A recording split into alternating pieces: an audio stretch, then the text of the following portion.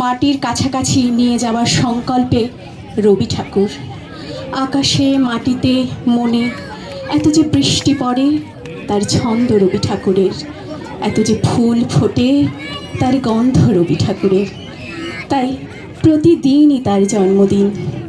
তাই আজ তার 164তম জন্মশতবর্ষে আমি কবির সম্বন্ধে কিছু কথা এবং গানের মধ্যে দিয়ে আমার কবির প্রতি শ্রদ্ধার্ঘ্য নিবেদন করছি।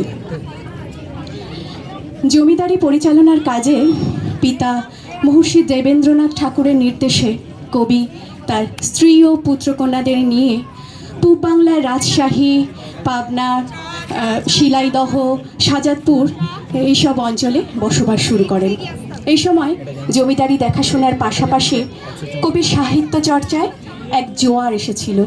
সৃষ্টির প্লাবন যেন, এমনটা বোধহয় আর কখনো হয়নি কোথাও।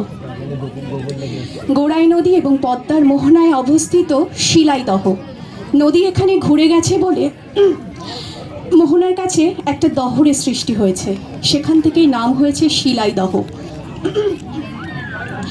এখানে পদ্মার উপরে একটা বজরা বোটে কবি অনেকটা সময় কাটাতেন।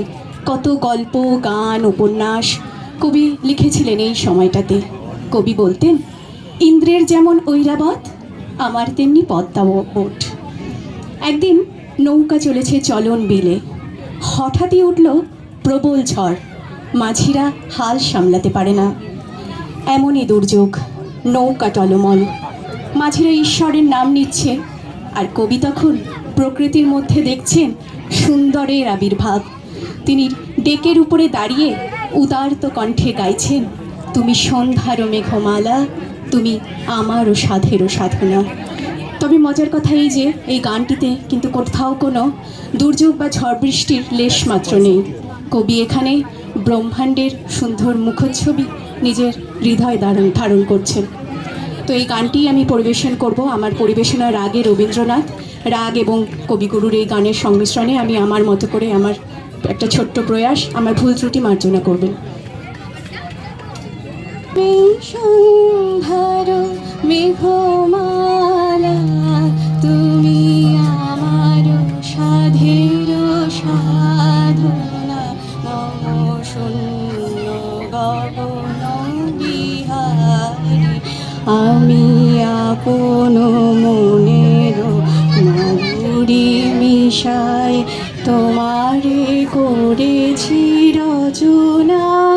তুমি আমারে, তুমি আমারে, মম অসীম গগন বিহারী, তুমি সন্ধ্যার মেঘমালা, তুমি আমার সাধের সাধনা, মম শূন্য গগন বিহারী, আমি আপন মনের মাধুরী মিশায় তোমারে করেছি রচনা।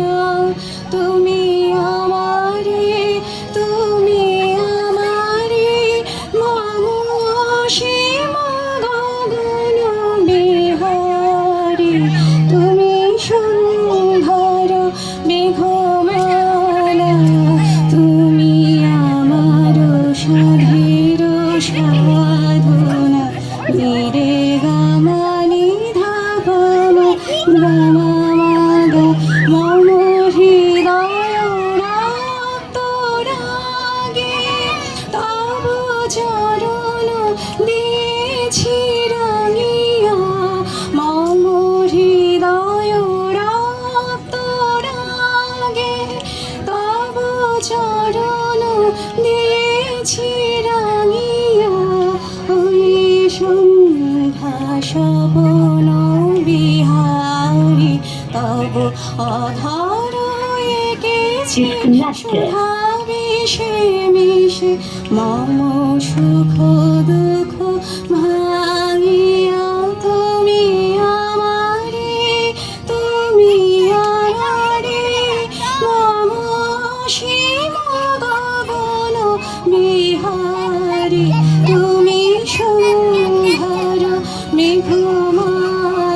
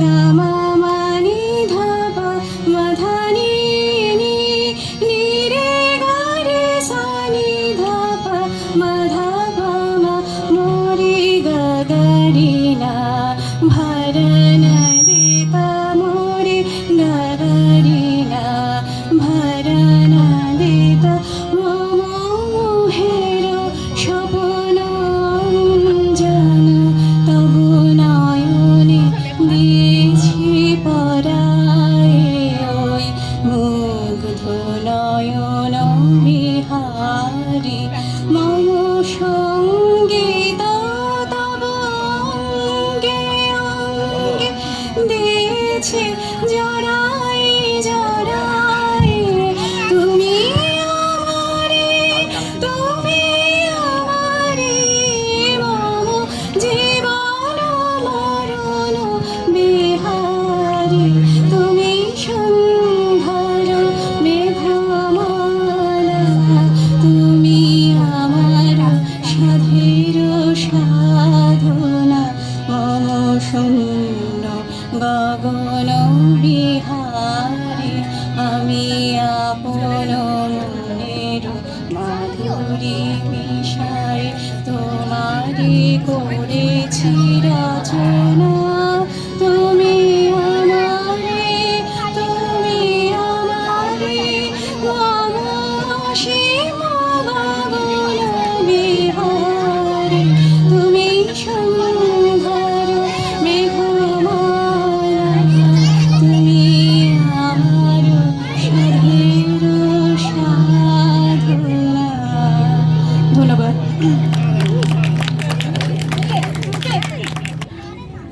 তখন সদ্য কৈশোরে পদার্পণ তখন সদ্য কৈশোরে পদার্পণ করেছে। কবির বয়স তখন মাত্র 14।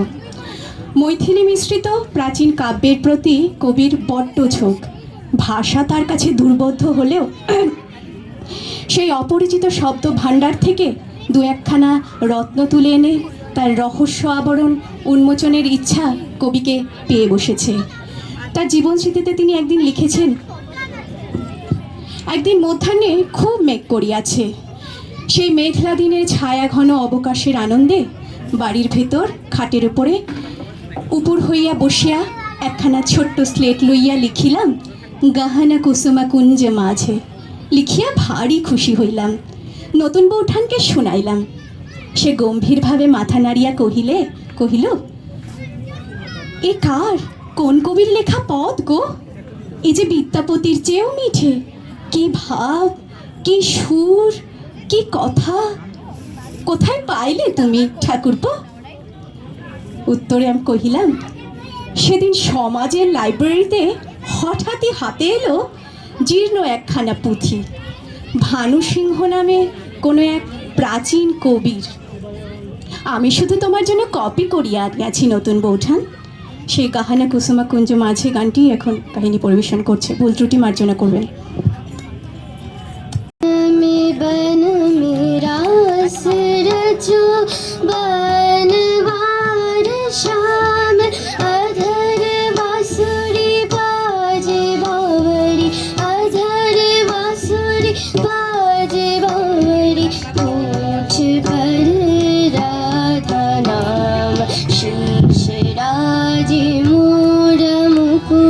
शोभे गलमाला शीश राज मोर मुकुट शोभे गलमाला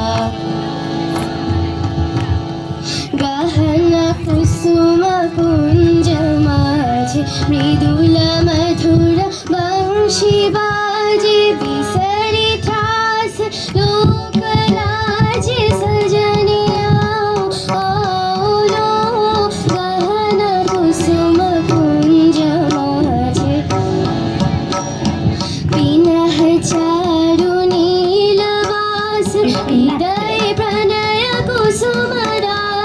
पिनह चारु नीलवास हृदय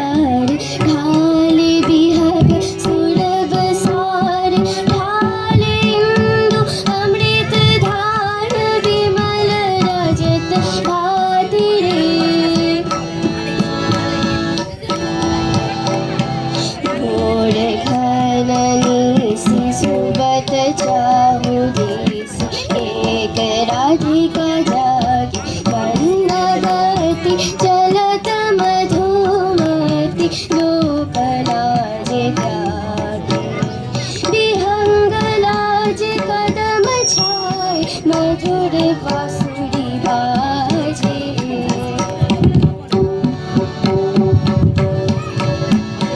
मंद मंद बृंह गुंज अयुत कुसुम कुंज कुंज मंद मंद बृंह गुंज अयुत कुसुम कुंज कुंज पुटल सजनी पुंज पुंज पुटल सजनी पुंज पुंज बकुला ज्योति जाति रे गहन कुसुम कुंज माझे मृदुल मधुर वंशी बाजे विसरी त्रास लोक लाज सजनी